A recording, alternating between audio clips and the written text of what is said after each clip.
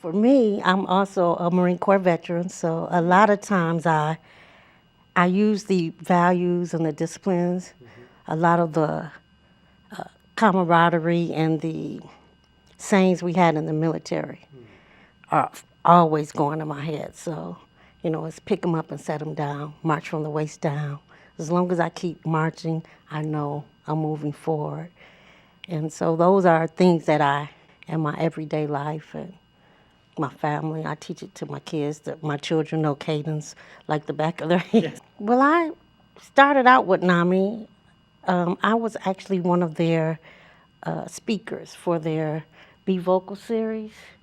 And I would go around and tell my story, just a way to, for me, helping me, and then to give hope to other people and actually bring awareness to mental health. And I did a lot of that in the classrooms. I also went to a bunch of the different police stations when they did their trainings and gave my stories there too. The police will be there and asking questions, willing to learn how to go about it. So I think it's really great that mental health awareness is out in the community, and everybody needs to play a part because it happens to all of us. Mental health is a nationwide concept, whether it's you may have a mental health condition or someone you know or someone you know who knows someone you know. So I think the better we're able to have a conversation about it and not keep it hidden under the rug, the easier and the less stigma will be attached to it. To me, even though I have a mental health diagnosis, I am not my diagnosis. I'm so much more than that. In my job, I work as a peer specialist. So in my job, I actually make sure I make that point that having a diagnosis or any other disability doesn't define you. It just means that you have to find your own special way to get things done. But you're still able to do whatever it is that you've always wanted to do. And so I expect my recovery to happen simply because I know that's who I am and that having a diagnosis does not define me. Instead, it just gives me another option.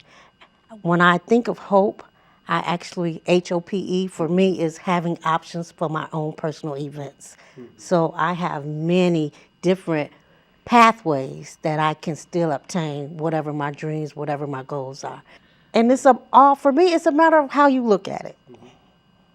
You heard the concept is the glass half full. Am I disabled or am I special or strong enough to go through life with a diagnosis? I am going to be performing a piece of poetry that I wrote as I was transitioning from trauma therapy. Actually speaks about the recovery process and the re-education of myself that I got from the benefits of having therapy. And the actual title of the poem is The Re-Education of Me.